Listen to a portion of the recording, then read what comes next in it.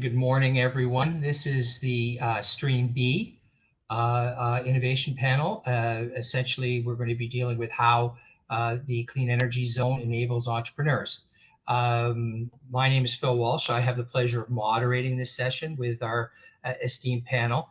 I would also like to provide some brief introductions, starting with myself. My name is Phil Walsh. I'm a professor in entrepreneurship and strategy at the Ted Rogers School of Management.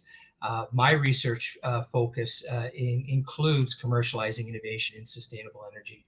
I'm a researcher at the Center for Urban Energy as well as an advisor to the Clean Energy Zone. Before I introduce the panel members, I just want to provide a brief observation about the Clean Energy Zone. It's an initiative of the CEE, and it provides entrepreneurs with the resources, whether it be shared working space or student talent, industry mentorship, information on funding opportunities, networking opportunities, and some key connections to industry partners, as well as academic researchers and faculty like myself. Today, in this panel, we're going to have some entrepreneurs as well as an individual who works in the funding space, who are going to share their thoughts and insights on how the Clean Energy Zone has enabled their company's growth, and discussing the benefits of being part of the Clean Energy Zone. So this morning, our panelists include Ivette Vera Perez, who is a national team lead in account management at Mitacs. And I've known Ivette for quite a while now. Time really flies. And I would like to thank her for her continuing contribution, really, to what we do here at the Clean Energy Zone and at Center for Urban Energy. Her education is quite varied, which is why she is an expert in this area. It includes an honors bachelor's in mechanical engineering from ISP Jose Echeverria. She has a master's in applied science from the University of British Columbia and an MBA from McGill. Yvette's career began with thermal energy systems engineering and progressively evolved into business development and commercialization within the energy sector. With her roles at OCE, or Ontario Centre of Excellence, and now with Mitacs, Yvette has become a leading figure in the advancement of innovation in Canada, including being a founding director of the Ontario Clean Technology Industry Association. We're excited to have her with us today. So welcome, Yvette. Our other panel member is Holly Dunne, and a pleasant addition to our panel because I have worked with Holly when Holly was an MBA student with us at Ted Rogers School. Holly's a graduate of the Honors Bachelor of Science program in Environmental Sciences at Western University, or in my day, the University of Western Ontario, when I went there, and our own Ted Rogers MBA. Holly was a well-known student leader in our program and a contributor to the advancement of leadership principles. Elocity, the firm that Holly Dunne is a manager of business strategy in, is a growing technology firm within the EV world and a member of our Clean Energy Zone. So welcome, Holly. And finally, Michael Petgrave. I want to make sure I pronounce that right. And Michael is a co-founder and a C-suite member at CleanAir.ai. It's a manufacturer and retailer of smart filters that protect against viral transmission, which is today a very important issue, as well as contributing to lower energy consumption. Michael's a graduate of the University of Guelph, and prior to co-founding CleanAir.ai, Michael was a sales manager at Brampton Mitsubishi. His firm is also one of our members of our Clean Energy Zone, and we are pleased to have him with us today. So welcome, panel. I'm going to begin the session today with questions of Holly and Michael, since they are with firms that are members of our Clean Energy Zone, so we can get some insight into their experiences with the zone. And then I'll move into discussions with Yvette, where we'll get her thoughts regarding grants and funding for early stage clean tech startups. And then please feel free, everyone who's in on this session, to use the Q&A panel to provide your questions, and I will ensure sometime at the end of today's session where we can address some of those questions with our panel members. Okay, so I have a strict timeline, and I will try to stay to it. So if I do interrupt anyone, please don't be offended. Um, so let's start with Holly. Now, Holly, Elocity is a member of the Clean Energy Zone. Could you perhaps tell us a little bit about why Elocity joined the Clean Energy Zone and what that involvement means for them? Absolutely.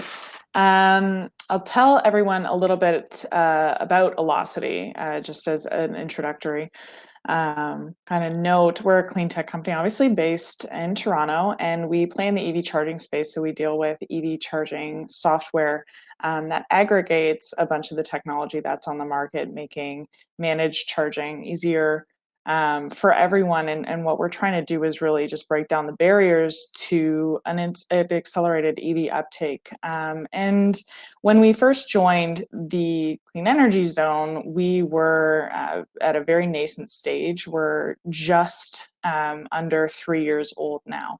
And when we started with the zone, what we were really looking for was a way to access some of the expertise that Ryerson has to offer, particularly in the engineering space, because we are a technology company that has a need for a lot of engineering expertise around AI and energy efficiency. So that was one of the main draws for us, and everything that came with that was kind of a pleasant surprise and a pleasant add-on. You know, we had, before the pandemic, access to the workspace, which allowed us as a really young startup with not a whole lot of capital to be able to build our team and the foundation that was working together. And beyond that, we've been able to take advantage of a lot of the research partnerships through the Clean Energy Zone, working with Ivette, for example, getting Mitacs advice, getting funding advice through Lolita, and we've just been very fortunate to be taken care of in any way that we really need it. They're able to connect us with whomever it is that we require expertise or advice from, and a lot of the resources, especially the sessions that they run on entrepreneurship. A lot of our staff in training, and just learning what it means to be an entrepreneur in Toronto. About half our team is actually international, and those staff members are able to, with time changes and all those challenges that come with it, but when they're able to take advantage of some of the offerings that CEZ puts out for us, I know that everybody finds a lot of value just learning a lot about what it is to be in such a fast-paced and emerging industry. So across the board, Clean Energy Zone has really helped us connect, and we're now early growth stage, so moving very quickly, and a lot of thanks to the Clean Energy Zone for how they've been involved in that. Thanks, Holly. Michael, to yourself. Now, I know that some of the benefits that Holly's company has had, as you could probably say the same thing, but tell us a little bit about your firm and then why you joined the Clean Energy Zone. Be happy to. So at CleanAir.ai, as Phil had mentioned, we manufacture smart air filters for residential and commercial applications. So very focused on providing buildings and homes with increased indoor air quality. But on the commercial side, a really important aspect of our value proposition is lowering overall building energy consumption through integration of our filter system inside of the building. So given the current pandemic, we've been heavily focused on working with government to help them with their back to work directives.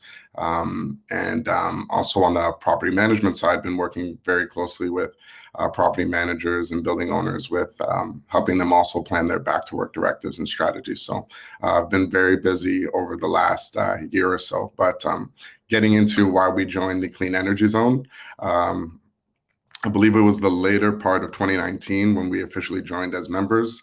And around that time, we had been through, I think, probably 2 to 3 accelerator opportunities / incubators at the time.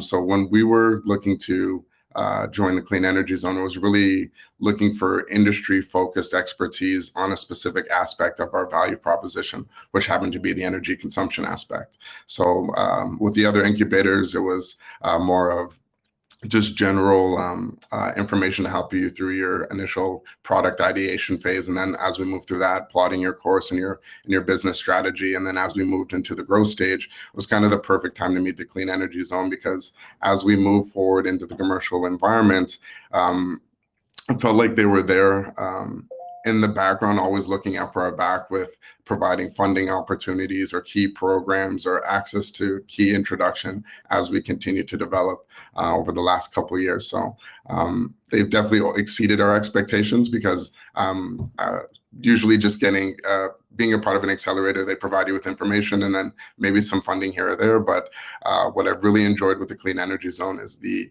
really close-knit relationship, having access to Lalitha on a monthly basis, and just having somebody to talk to as you have your head down generally as a co-founder, and having somebody just aware of all the different things that you can access to just help you along the way.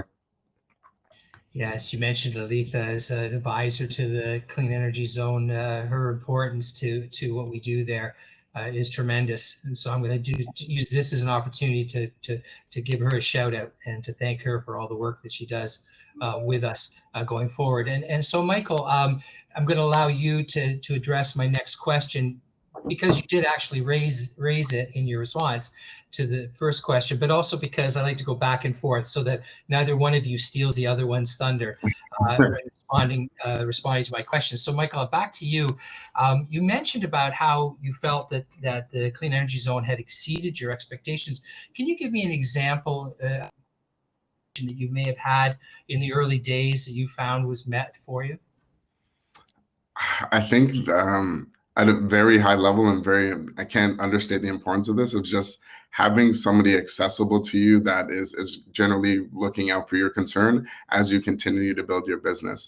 With other incubators and accelerator opportunities, it's been like, once you're a part of the program, that's where your focus is. And then as you move through the program, it's kind of like you now move into the alumni status, right? So of that said zone. So with the Clean Energy Zone, on the other hand, it's been this ongoing relationship that's been developing over years and years. So that's definitely exceeded my expectations from what I was looking at and accessing an incubator. So once again, shout out to Lalitha for always being available to any questions that I throw her way.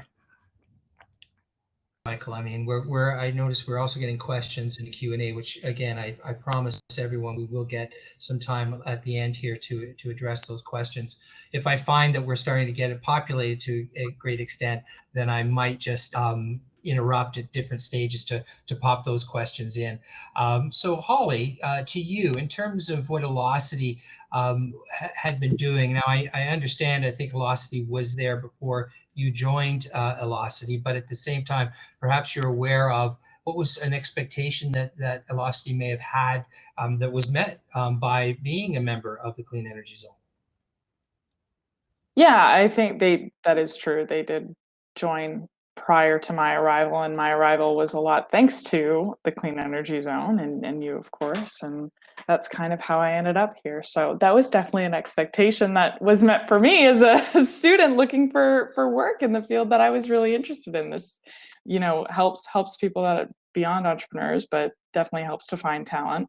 And I would say that, like I said, we were looking for somebody, the research partnership aspect of an incubator that is attached to a university or a research institution is huge. So the expertise that we were looking for to develop our product and do some maturation on the existing technology that we had, that's what I think that we had come in really hoping for.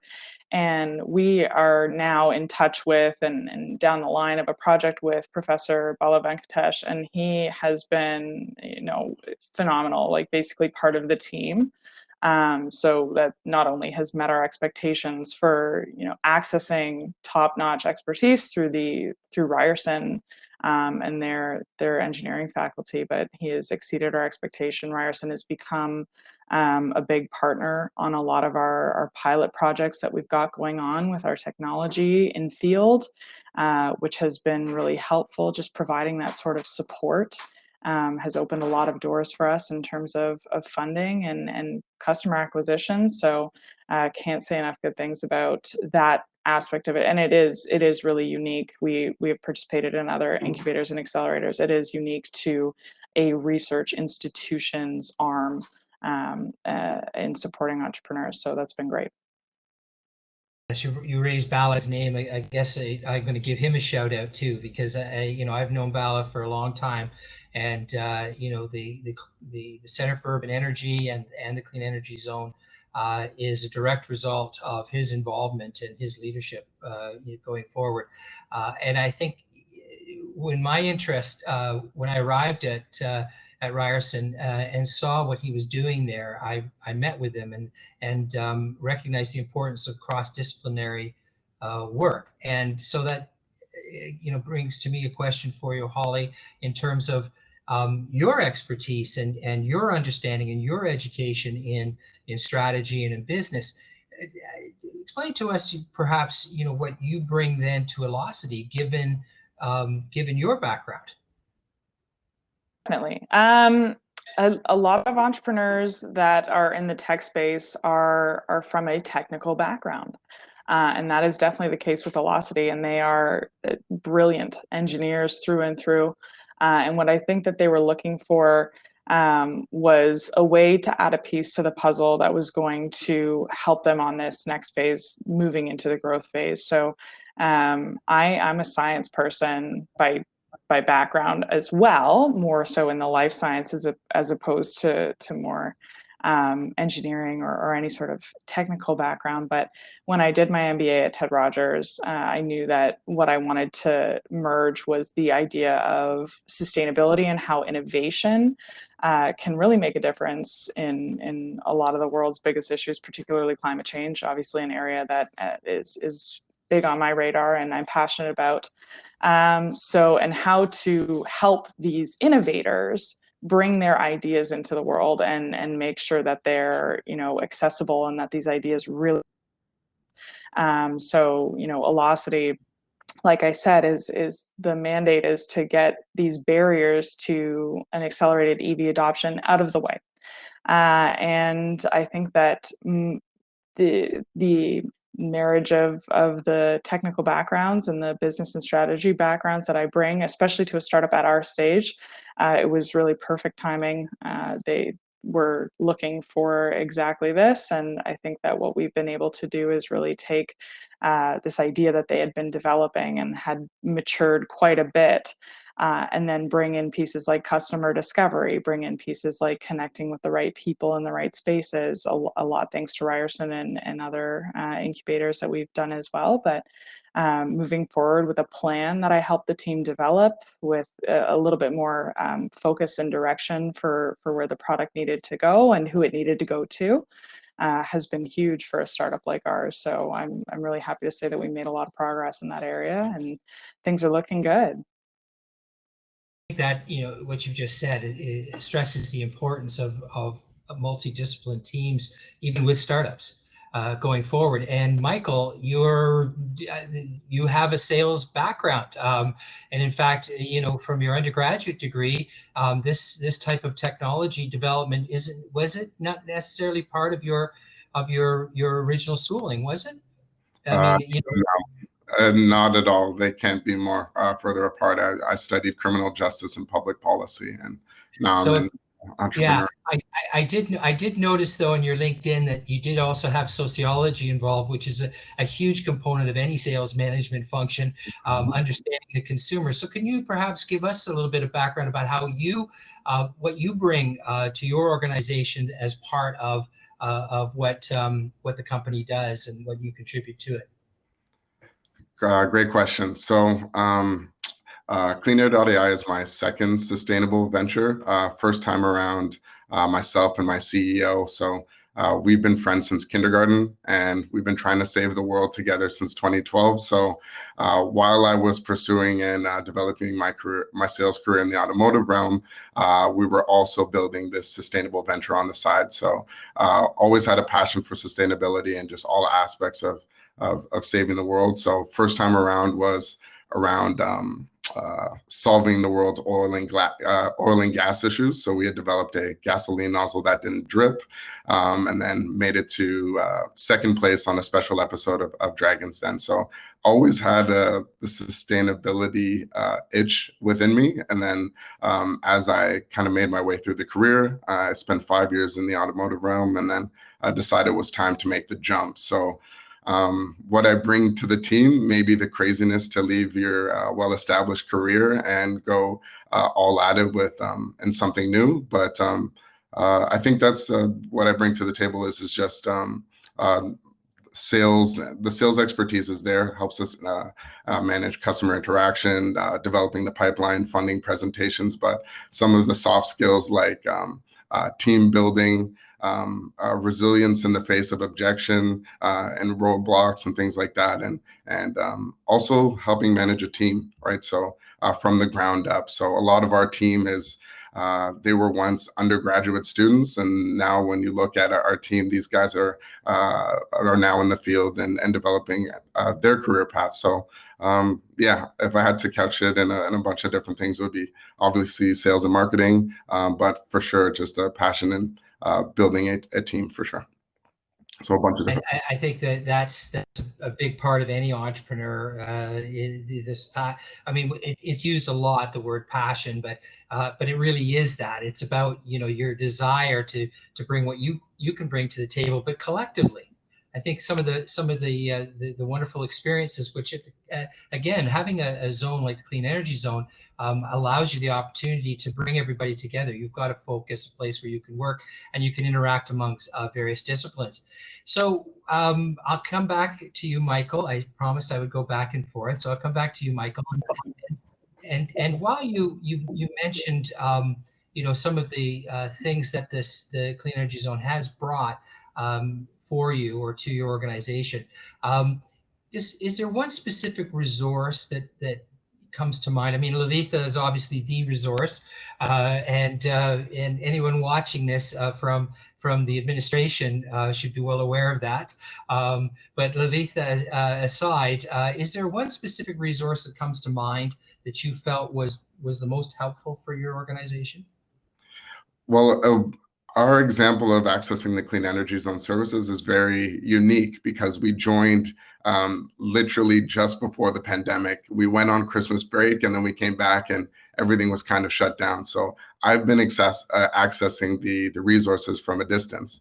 So if I had to highlight one specific example of accessing those resources at a distance, that's been crucial for us would definitely be Lalitha making us knowledgeable about the different not the different programs, because those are all obviously great, but just one key example was the Canadian government's call for proposals early on during the pandemic. So they were looking for innovative solutions to help with the Canadian government's response. She put that across our table. I think we had 24 hours to submit a 5,000-page proposal. We ended up getting it done, and we really just didn't know how this was going to turn out. So fast forward a year later, we get a call from the government saying that, hey, we've selected your proposal as a solution we'd like to look at as a part of our back to work directives. So for a startup during a pandemic to have that type of opportunity come in the pipeline, it's worth its weight in gold. So if that's one specific example of accessing the resources, that would definitely be the one. And without Lalitha, I would have not had the knowledge of that opportunity coming through the pipeline. So very big help to us. So. Yeah, and I think we're going to have a wonderful chat with Ivette in a few minutes, because these are the kinds of things that are important to startups, and in terms of knowing when the funding's coming and what kind of funding is available. Because I've been involved in that. You know, you're not overstating it when you say 5,000 pages. It always seems like that. It really does. But you know, again, that's part of the process. Holly, over to you in terms of, is there one specific resource that you could tell us about that you feel for Elocity was very helpful? Yeah, and I'll give Lily As well as Teresa, you both have been, phenomenal at just keeping in touch. We've never had so much personal attention from an incubator and accelerator, and they're always checking up on us. Every 2 weeks, I have a chat with them, and they're asking about our progress. But I mentioned Professor Bala earlier, and that has been huge. Just his help has been huge, and he works with our founding team talking about commercialization strategy, but he also is in the weeds with our development team and has done a lot of work around the actual engineering and product maturation, as I said, and his help on this has really been instrumental in us securing a huge grant that is funding our largest pilot project to date, testing our technology in field with 2 of Ontario's most progressive utilities, one of Ontario's largest utilities in Toronto Hydro, Waterloo North Hydro. And without Ryerson and specifically Professor Bala's support and letter of recommendation and just saying, I believe in this technology, I'm working on it myself with them, there's no question that things could have gone differently, and that's a big grant for us. And it was, like Michael, it was a huge application, and he was great at helping us with it. Lolita was always offering support, and it takes more than just a startup team. We're limited hands as entrepreneurs. There's limited time. There's other things going on that have nothing to do with this massive grant application, but it's the difference between being able to prove your technology in the field and not. So this is massive. I'm managing the project myself, so I'm seeing firsthand exactly the impact that it's having on our business, and I can't understate how important he was and Lolita was and Ryerson is as a partner on it. Phil, that's wonderful, and I think it just goes without saying that the work that Bala and Lolita and others at our institution is really part of the generation of a culture within the institution, not only with energy, but we have the social venture zone, we've got the fashion zone, we have a number of zones across campus where there's a creation of an overall culture around innovation, each with its own context or specialization. But I see that, in the business school, we try to be involved in our entrepreneurship department in particular across all of the zones. And I just think that what we see for our startups is just that each zone is there to help and to try to promote each of our participant companies. So I want to thank our 2 startups for their observations, but I think it's time now for us to get down to the nitty-gritty, since we've touched on it, around grants and funding. And there's no better person in the world that I can think of to talk about that really than Ivette. So Ivette, I've got this one question for you. It's all encompassing. I had to write it down because it's so expansive, and so take whatever amount of time you need to answer it. But my question to you is, with your experience with commercializing technology, can you provide our audience with some insight and examples from your work with both the OCE and now with Mitacs around what funding is available, how startups might be able to access it, and how it works through something like the Clean Energy Zone? Yeah, it's no kidding, right? It's a complex question. You know what? I appreciate, and Michael alluded to this. It's almost a full-time job to get funding, right? You need to know where that funding is, when it's coming, and then how to apply. And there's a bit of an art or a craft, right? In a way, it isn't rocket science, but there's certainly something to it. And often startups, they just don't have those resources to devote the time and to find the funding, like I said, and to write the application. And that's how groups that are hands-on helping the entrepreneurs come in, right? That's how I've always tried to approach it. So entrepreneurs, you need to look at this from from, I guess, an ecosystem angle, right? Not every funding agency would be able to do all things for a company.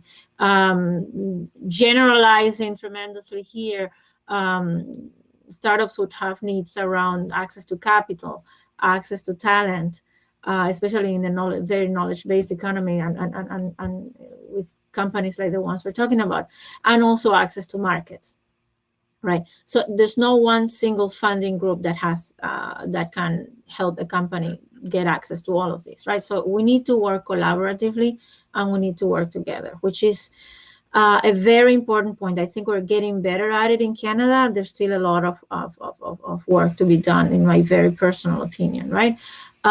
Through my work at OCE and the Center for Urban Energy and the Clean Energy Zone, I used to have office hours at the CUE, at the DMC, at other zones at Ryerson. Zones collaborate tremendously with each other. And the number of companies can be part of different zones. So that's very helpful too. Hands-on and hand-holding in a good way, in the sense that you're talking to a startup and you say, look, this is what I can do for you. And by the way, I can help you with the application if you want. I'm not an expert in the methodology. I'm not a scientist, but I have seen enough sufficient grant applications that I have a good sense for when a grant application is thorough and complete. And as an educated individual, I have a more or less an understanding of, this is a solid case. So helping in that sense, helping in I can do this for you today. For example, at Mitacs, I can help companies with access to talent. But by the way, let me make an introduction to SDTC, for example, because you also need you need to put together your power plant, your pilot plant. You need access to capex and opex that I cannot provide to you. One example actually is Argentum. I over a year ago made the introduction. We did a roadshow with SDTC for those very early stage companies that maybe SDTC doesn't see, because they are at incubators and accelerators, campus linked accelerators, right? Fast forward, they got funding from the seed fund at SDTC. So then you need access to markets. How do you help these companies get introductions to, for example, the Trade Accelerator program at Toronto Board of Trade that can put them in touch with other markets. I work closely with a colleague who manages our relationship with Global Affairs Canada. So access to talent, to market, and to capital, and then how do we work together? That's in a general, generally the approach that I think is the right approach, an ecosystem development approach. In terms of programs, this is a great time in my view for cleantech. This is a really good time, and we need to seize the opportunity. They're very clear net zero by 2050 targets. There's a specific Canadian 40 to 45% greenhouse gas reductions by 2030. Depending on how you look at it, you could think it's very steep or not enough.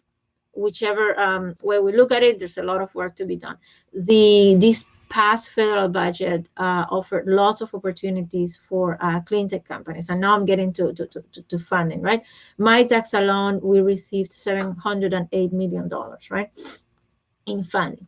So this is funding deployed for, to put together the typical programs that we develop around applied research and development or industry academic collaboration, of which we do a lot with Ryerson, right? But also now along the innovation continuum, and then we also have announced recently programs around development of other things that tech companies need and clean tech companies need besides the typical STEM related things like policy analysis, business models that work, regulatory analysis. What do I need to get besides, which codes do I need to comply with in order to sell my smart boiler, for example? This is a real life example. Things like that. So there's also programs for that. There's a new program called Accelerate Explore, clean tech specific, right? That helps you look at things that are peripheral to that research angle. Again, a lot of collaborate, right? We work with our friends at IRAP, FedDev, SDTC, NRC challenge programs and super clusters, NRCan, REMAP, that looks at companies looking into in manufacturing and Industry 4.0 as well. So it is, imagine, a full-time job to understand all these funding programs. On the side of, on the provincial side, there's also OCE, now OCI. They have the voucher for innovation and productivity that helps with industry academic collaborations. They have market readiness. They have the AVEN program that applies more to the smart mobility space within clean tech. So it is rich, it is complex. There's also SIF, the Strategic Innovation Fund on the federal side. A lot of the work I do with companies, besides this is the piece that I can provide to you in terms of talent and access to funding. The other part is, like I said, ecosystem development. I cannot do this for you, but I know another group that can help you. And then let's think about your roadmap and your product roadmap or your innovation roadmap. Where do you want to be in 1, 2, 3 years, whatever makes sense for you? And then let's see how we can embed strategically those pockets of funding that you may need. Some people call it free money. I call it, because of the application process, I think that anyone who has gone through the process knows that it's not free money. It is non-dilutive and it has certain advantages, all this funding that you can get, but free it isn't. So my job is to help companies reduce the cost of accessing funding. That's kind of like in a nutshell how I see my job. Yeah, and I what you just said is incredibly important. The understanding that there are a large number of different programs out there. It's a lot of work to identify which ones fit and the application that goes into it. But more importantly, it also leads companies to have to investigate and understand the network of opportunities, or the network of individuals, companies that could be part of those opportunities, which may be successful in terms of getting a grant, but may not be successful, but it does lead to establishing that network. And then something else can come up, and before you know it, startups have created, through your help and through the organizations like OCE and Mitacs, the opportunity to further develop themselves at some point in time going on. Just a couple minutes I want to take of your time, Ivette. Can you touch a little bit on the Mitacs programs themselves and how a startup might exploit those? Absolutely, yes. So the core of Mitacs programs, they typically revolve around industry academic collaboration. Imagine how much we work, say, with BALA. We have an ongoing project right now, and with many professors at Ryerson. The idea is to help entrepreneurs find two things. Access to talent is not always easy to find the exact talent you need, right? So wherever that talent is, we start, say, with a problem statement. If the company doesn't have access to a collaborator, we look at a problem statement, we find the best matches we can find within Canada or whatever logistically makes sense for the company, and we facilitate those matchmaking meetings. Once a company decides this is the collaborator and the intern I want to bring, so it's about bringing talent into the company, potentially an employee one day, then we help develop an application process. Then the application has a very high success rate because of the help, usually. And then intern comes, gets paid partially by the company, by Mitacs, gets to work with the company on a specific time-framed project. The company at the end of the project has the option to hire them if they want. There's no commitment of any kind. But we have measured the number of companies that end up hiring the interns, and it is quite high because it's a really good way for the companies to de-risk the process of bringing people on board. So that's typically the process. We have specifically programs for entrepreneurs coming out of university, the Accelerate Entrepreneur program that may allow us to help fund that entrepreneur as well. Stipend or salary for that entrepreneur. There's the Mitacs Accelerate Explore program that is not necessarily, strictly speaking, research-based. It's the one I mentioned. We have an AI iteration, a quantum iteration, a clean tech iteration, and coming up an indigenous engagement iteration. So trying to expand into the continuum of innovation. There's a program specifically for business-related projects, BSI, business strategy internships. Now again, we started with a pilot last year. We've got the go ahead to start deploying in Ontario as well.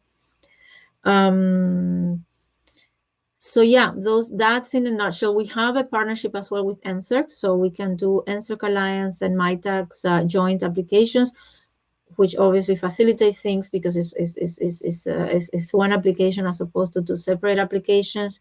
For those startups that have the high performance computing needs, we also have a joint application with SOSIP, which is another group that provides a lot of value to companies in Ontario, specifically through their platforms on high performance computing needs. So yeah, in a nutshell, access to talent, access to funding for that talent.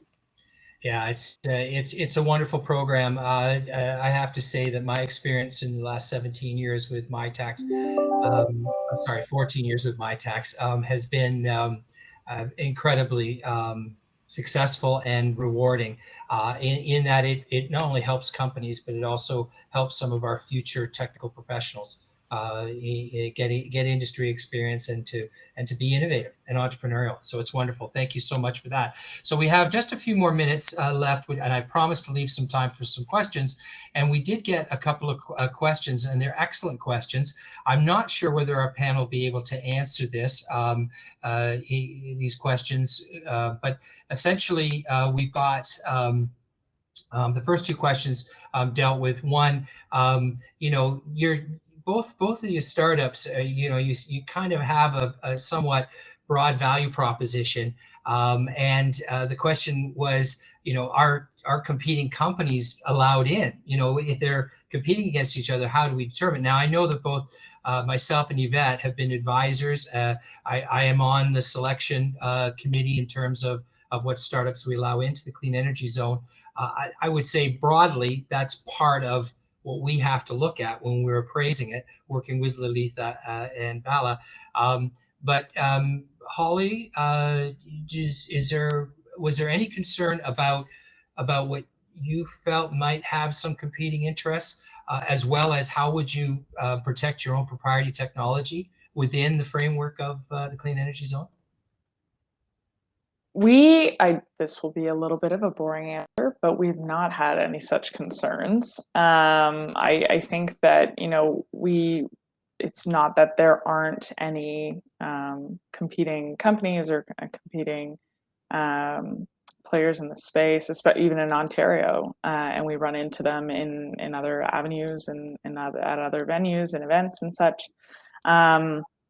At Clean Energy Zone, though, we haven't really experienced that. If we were to, it's not like we're discussing on group calls our proprietary information, and nobody's asking us questions that would put us in anything like that. Lolita has always exercised, and anybody on our calls has always exercised the utmost discretion and tact, and making sure that, because we're a startup and we haven't necessarily filed any IP yet. We're in the process of doing so, but not a whole lot of protection as we're so early. But I don't think that we've ever felt like there were any concerns around that with the CEZ. Okay, Michael, how about yourself? Another boring answer, because we didn't have concerns around that. What probably provided a situation where we didn't have to have any concerns was we were coming into the CEZ with already IP filed for the design of our tech. The brand was trademarked. We filed the utility patent. We'd also filed, I believe, our PCT patent application at the time. So really didn't have any concerns around that joining in. Yeah, and I think that as advisors, both Ivette and I would be advising companies around the issue of their IP and the protection of their IP, whether it is, no more discussion until you've, filed a patent, or in many cases from the business side, branding is a huge part of it. you know, the ability to trademark your brand is kind of almost the most important thing, because even with patent submissions, with patent pending, you've got a certain level of protection going forward. But you know, the brand identity is crucial, and you know that, Michael and Holly, both with your business backgrounds, in protecting that going forward, because you become the market leader. When you're the market leader, it's like Kleenex, right? Kimberly-Clark. Nobody knows it's a Kimberly-Clark product. They think Kleenex is Kleenex, but that's because the brand is so strong and people just think of it as that. And I can buy Scotty's and I call it a Kleenex. So, all right, we're at the end of our time. We did have a question in regards to Canadian content, the requirement for Canadian content in order to get funding. So what I would ask that individual to do is that to contact Ivette directly. And Ivette, I'm sure you'd be happy to provide any answers to questions people might have around the funding. Of course, and nice to see David ask the question. Yeah, happy to talk to you. Wonderful. Okay, well, thank you, everyone. According to my clock, it is now 11:50. It is the end of our session. I want to thank each and every one of you, as well as all of those who attended our session this morning. I'm looking forward to the remainder of the exposition. Thanks, everybody. Take care. Thank you.